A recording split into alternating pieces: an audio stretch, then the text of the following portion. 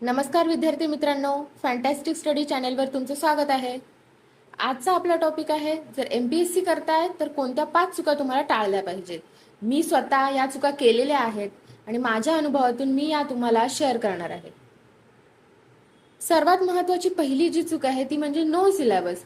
विद्यार्थी आपण ज्या परीक्षेची तयारी करत आहोत त्याचा सिलेबसच पाहत नाहीत. सिलेबस न पाहता PYQ ला सॉल्व करायला जातात. त्यामुळे PYQ सुटत नाहीत. हा प्रश्न नक्की कोणत्या पॉइंटमधून आलेला आहे तेच विद्यार्थ्यांना समजत नाही. जोपर्यंत तुम्ही सिलेबस बघत नाही तोपर्यंत तुम्हाला कोणती पुस्तक वाचायची तेच समजत नाही. त्यामुळे तुमचा अंधारात तीर मारल्यासारखा गेम चालू होतो.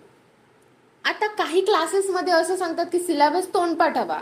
तर मला असं वाटतं की सिलेबस तोंडपाठ हवा याचा अर्थ तो तोंडपाठ करत बसणे असा नाही, तर त्या सिलेबसमधील प्रत्येक पॉईंट आपल्याला माहिती हवा की हा या सिलेबसमधला पॉईंट आहे, यावर आपल्याला MPSC आयोग प्रश्न विचारणार आहे. मी अनेक क्लासेसमध्ये अनेक लायब्ररीमध्ये असे विद्यार्थी पाहिलेत माझ्या प्रिपरेशनच्या वेळी की जे अक्षरशः सिलेबस पाठ करा म्हटल्यावर ते सिलेबसची प्रिंट काढून 2-2 दिवस सिलेबस पाठ करत बसायचे. हे पूर्णतः चुकीचं आहे. सिलेबस पाठ हवा म्हणजे तुम्हाला त्यातील प्रत्येक पॉईंट माहिती हवा की हा पॉईंट आपल्या सिलेबसमध्ये इन्क्लूड आहे आणि यावर आपल्याला आयोग प्रश्न विचारू शकते. पुढची जी चूक विद्यार्थी करतात ती म्हणजे वन सब्जेक्ट ओनली. आता मला हे जाणवलंय की काही लोकांचा पॉलिटी हा फार आवडता विषय असतो. पॉलिटीमध्ये स्कोरही चांगला येतो. त्यामुळे लोक पॉलिटीचाच अभ्यास करत बसतात. तर हे चुकीचं आहे. कारण की पॉलिटी आपल्याला जेवढ्या मार्क्सला येणार आहे, जेवढे मार्क्स देणार आहे, तेवढाच इतर विषयही आपल्याला मार्क्स देणार आहेत. त्यामुळे एकाच सब्जेक्टवर जास्त प्रेम न करता आपण सर्व सब्जेक्टना समान न्याय दिला पाहिजे, जेणेकरून आपले सगळ्या सब्जेक्टमधून स्कोर होईल. आता पॉलिटीचा अभ्यास करताना कसं, पॉलिटी बऱ्याच लोकांना सोपा जातो.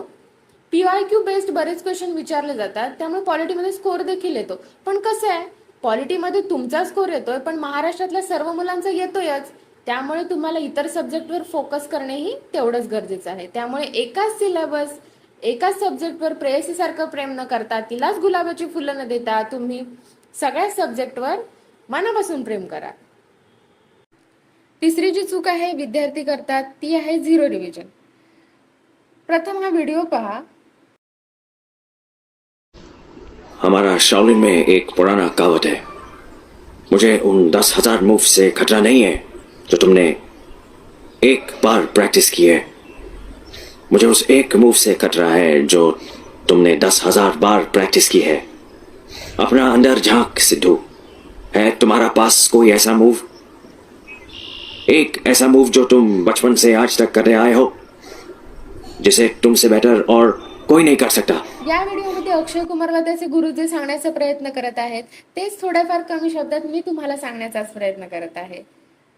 तुम्ही 100 पुस्तकं वाचलीत, खूप सारी स्टडी मटेरियल वाचलं तर मला पटापट PYQ सॉल्व्ह होतील, क्वेश्चन पेपर सॉल्व्ह होईल, हे जे म्हणत असाल तर चुकीचं आहे.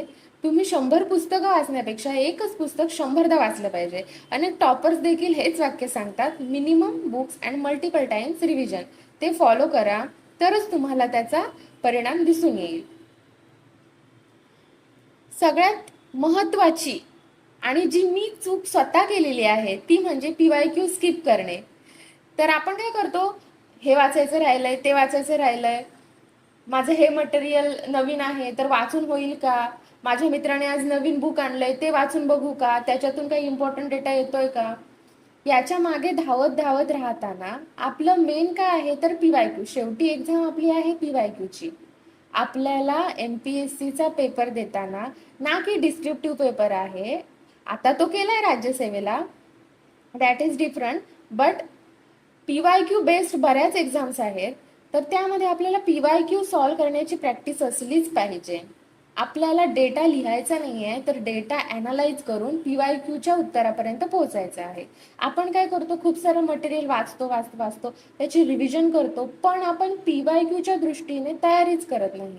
सगळ्यात महत्वाचं काय आहे, तुम्ही सिलेबस वाचा, त्याच्यानंतर PYQ वाचा. PYQ वाचल्यावर ठरवा की मला कोणती बुक्स वाचली पाहिजेत आणि PYQचं प्रिपरेशन करा, तरच तुम्ही या एक्झामच्या चक्रव्यूहातून सुटू शकाल.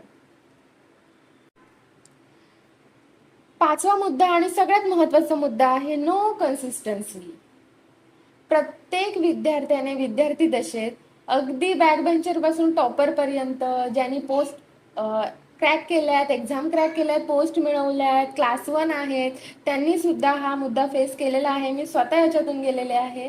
कन्सिस्टन्सी राहत नाही. सुरुवातीला आपण काय करतो, अभ्यासाला बसतो, म्हणतो की मोबाईल बाजूला ठेवूया. आपला स्टडीसाठी एक कॉन्सन्ट्रेशन असतं, एक फ्लो असतो, तो लागतो सुद्धा. मग मध्येच एखादा मित्र किंवा मैत्रीण येते, चल चहा प्यायला जाऊ, चल इकडे जाऊ, हे रील बघितलंस का, ही नवीन अपडेट आली आहे, एमपीएससीची आज ऍड येणार आहे. बरं ठीक आहे, आज ऍड येणार आहे, येऊ देत. किती जागा येणार आहेत मला माहिती आहेत, असे काही जण सांगतात. मला माहिती आहेत, माझे पुण्यात सूत्र आहेत. अरे बाबा ठीक आहे ना, तो तुझ्याजवळ ठेव. मला काय सध्या इम्पॉर्टंट आहे की अभ्यास करणे. किती त्या जागा येऊ देत, आपल्याला आज ना उद्या ती ऍड दिसणारच आहे. आपल्याला ती ऍड मध्ये किती जागा आहेत ते कळणारच आहे. मग तुम्ही आतापासूनच त्याने डिस्ट्रॅक्ट का होताय? आपल्याला काय करायचंय, आपल्याला पुढे जे काही घेतलेलं आहे ते संपवायचं आहे. मगच आपल्या जे डिस्ट्रॅक्शन्स आहेत त्या डिस्ट्रॅक्शनकडे जायचं आहे. समजा काही लोक खूप नाही मी आज 14 तास अभ्यास करणार, ठीक आहे, त्यांची कॅपॅसिटी असेल, तुम्ही करू शकता. पण मग दुसऱ्या दिवशी काय होतं की त्या 14 दिवसाचा हँगओव्हर दुसऱ्या दिवशी होतो आणि आपला 4 तास सुद्धा अभ्यास होत नाही. मी सुद्धा असं ठरवायचे की नाही मी आज 14 तास अभ्यास करणार. मी 14 तास अभ्यास केलेला सुद्धा आहे. पण काय होतं दुसऱ्या दिवशी मग मन लागत नाही. एक 6-7 तासाचा अभ्यास होतो आणि त्याच्यानंतर होतं की नाही मला आता टायर्ड फील होत आहे. त्यामुळे काय करा, कन्सिस्टन्सी म्हणजे काय आहे, रोज थोडं वाचा पण कंटिन्युअस वाचा. रोज तुम्ही 4 तास अभ्यास करा, पण रोज 4 तास अभ्यास कराच, ना की रोज 10 तास अभ्यास करा. ज्यांची कॅपॅसिटी आहे त्यांनी कराल.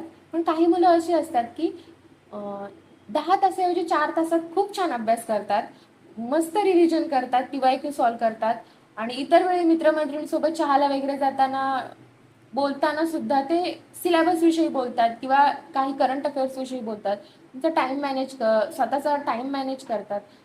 म्हणजे स्वतःला स्वतः शिस्त लावणे हीच या प्रोसेसची खरी गंमत आहे आणि याच्यातूनच तुम्ही अधिकारी घडणार आहात हे तुम्ही लक्षात ठेवा. म्हणजे कन्सिस्टन्सी ठेवण्याशिवाय तुम्हाला पर्याय नाही. सुरुवातीला कठीण जाईल, पण नंतर एकदा तुमचा फ्लो झाला, तुम्ही त्या फ्लो मध्ये आलात की काहीच कठीण वाटणार नाही. आमचा आजचा हा व्हिडिओ कसा वाटला कमेंट करून नक्की सांगा. अशाच अनेक MPSC विषयी मार्गदर्शक व्हिडिओंसाठी आमच्या चॅनेलला नक्की सबस्क्राईब करा. धन्यवाद.